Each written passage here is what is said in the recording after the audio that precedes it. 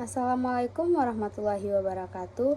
Hai semua, perkenalkan nama saya Aisyah Putri Danisa dengan NIM 220022174. Baiklah, dalam kesempatan kali ini saya akan menjelaskan mengenai komunikasi dalam public relation yang dipandu oleh Bapak dosen pengampu Bapak Dr. Hanif Al-Qadri MPD dan Ibu Dr. Merika Setiawan MPD. Baiklah, langsung saja masuk kepada penjelasan mengenai komunikasi dalam public relation. Komunikasi tidak bisa dilepaskan dari kegiatan public relation karena public relation membutuhkan komunikasi untuk menunjang kegiatannya. Dan kegiatan dari public relation pada hakikatnya merupakan bagian dari teknik kegiatan berkomunikasi dengan ciri khas komunikasi kedua arah antara lembaga atau organisasi yang diwakilkannya dengan public relation. Dalam public relation atau dalam manajemen humas, bahkan dapat dikatakan bahwa tidak ada teori komunikasi yang tidak dibutuhkan oleh manajemen humas. Karena public relation sangat membutuhkan komunikasi dalam melakukan kegiatannya.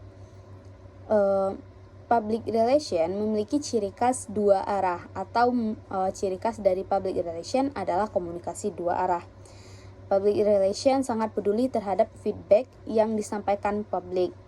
Citra dari suatu organisasi tidak lepas dari bagaimana organisasi tersebut mampu berkomunikasi dengan baik kepada publiknya, termasuk memberikan respon yang baik kepada publik.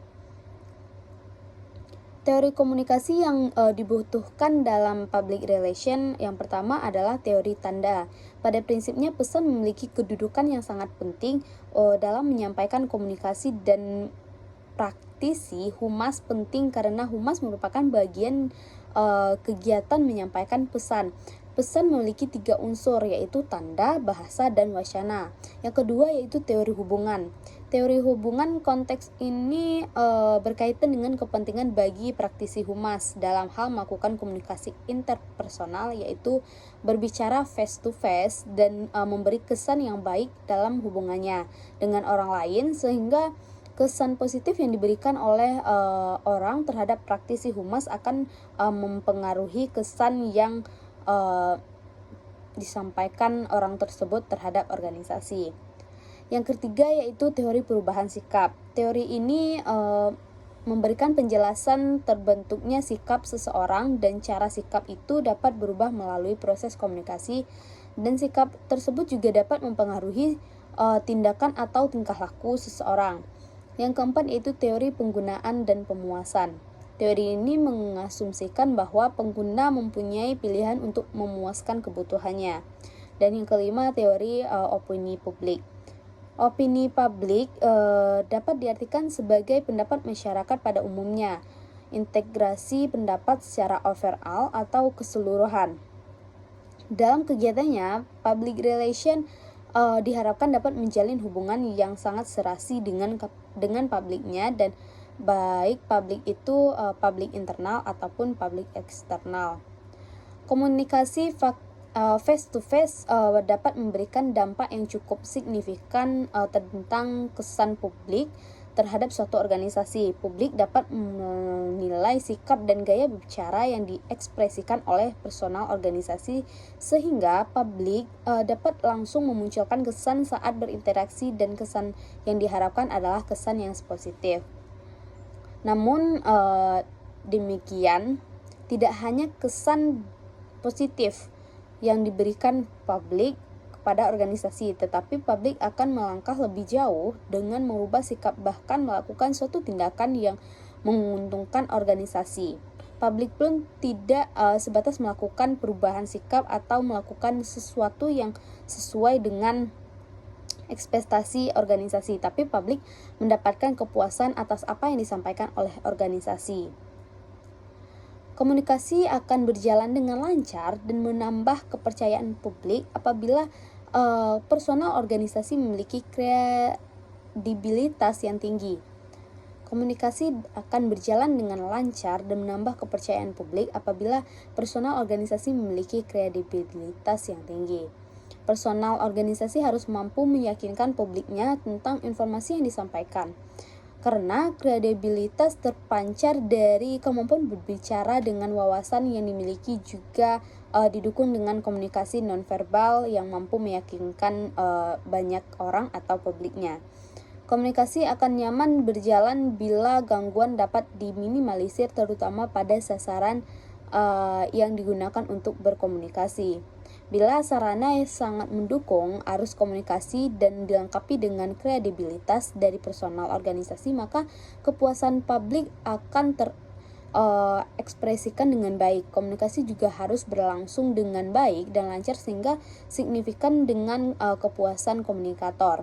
Dan pesan yang disampaikan tidak membingungkan komunikan, dan komunikan sendiri mendapat manfaat dan komunikan tersebut mendapatkan manfaat dari proses yang terjadi dalam komunikasi tersebut. Dengan demikian, ada kepuasan tersendiri bagi komunikator karena komunikan dapat memahami pesan yang disampaikan, bahkan melakukan tindak lanjut dari pesan tersebut.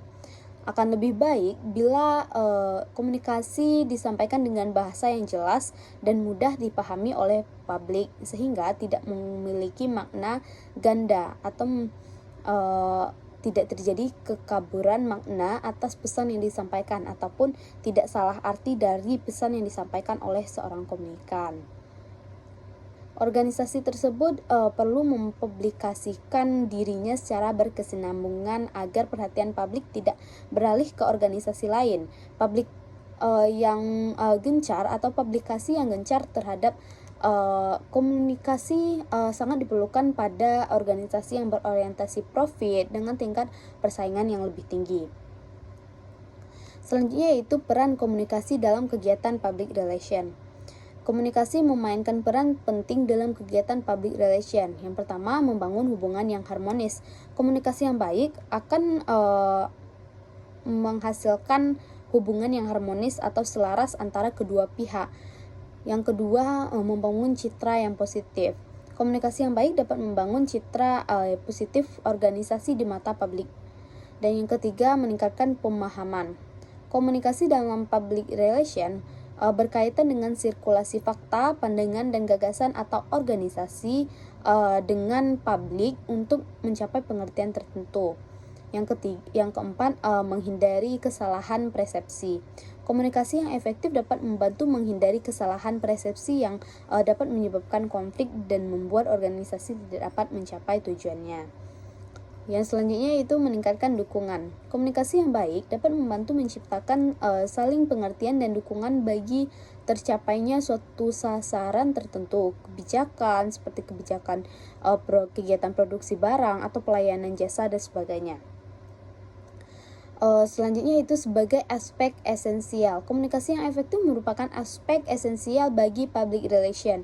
Hubungan dengan masyarakat internal dan eksternal hanya dapat dibina melalui komunikasi. Jika komunikasi tidak berjalan dengan lancar, maka kesalahan persepsi akan terjadi dan pada akhirnya sebuah konflik terbentuk dan membuat organisasi atau perusahaan tidak dapat mencapai tujuannya. Oleh karena itu, di dalam praktik public relation, komunikasi harus terbina dengan baik. Dapat disimpulkan bahwa komunikasi memainkan peran penting dalam kegiatan public relation. Dapat disimpulkan bahwa komunikasi dapat memainkan peran penting dalam kegiatan public relation.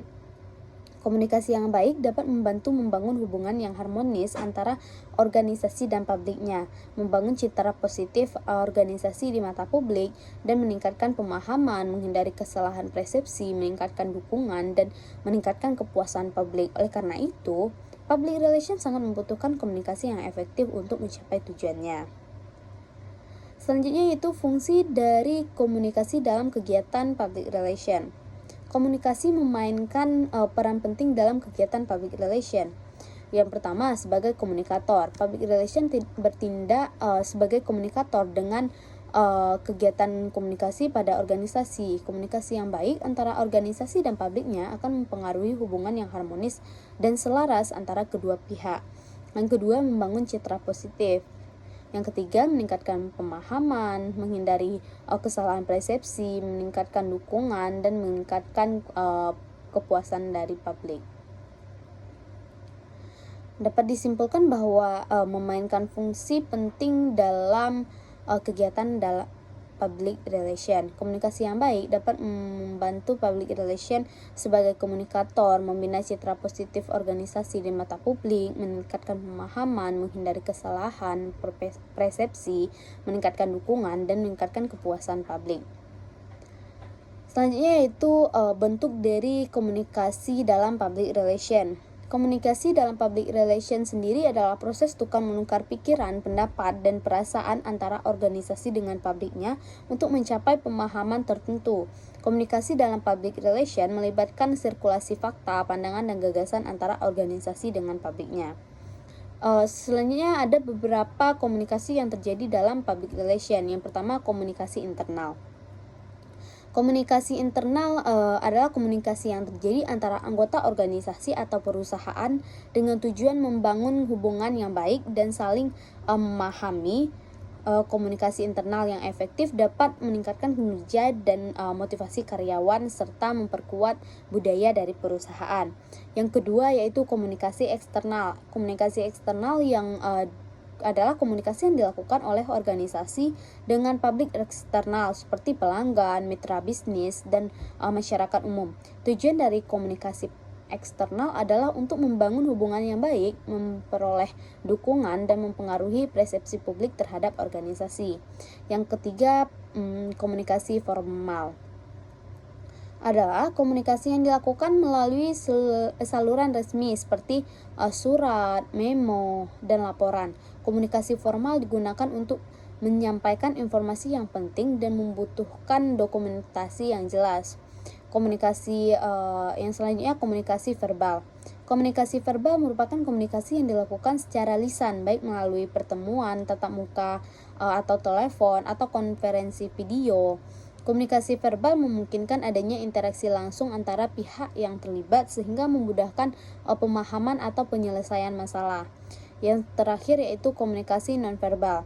Komunikasi nonverbal merupakan komunikasi yang dilakukan melalui bahasa tubuh atau ekspresi wajah dan gerakan fisik lainnya. Komunikasi nonverbal dapat memberikan informasi tambahan atau menguatkan pesan yang disampaikan oleh komunikan atau publik secara verbal. Komunikasi dalam public relation bertujuan untuk menciptakan saling pengertian dan dukungan antara organisasi dan publiknya, sehingga dapat tercapai sasaran tertentu atau kebijakan kegiatan produksi barang atau pelayanan jasa. Dalam era perkembangan ilmu pengetahuan dan teknologi atau dalam iptek, peran komunikasi dalam public relation semakin penting untuk membangun citra dari public relation dan mempertahankan hubungan yang harmonis antara organisasi dan publiknya. Mungkin hanya itu yang dapat saya jelaskan, terlebih dan terkurang saya mohon maaf. Saya akhiri dengan Assalamualaikum warahmatullahi wabarakatuh. See you next time.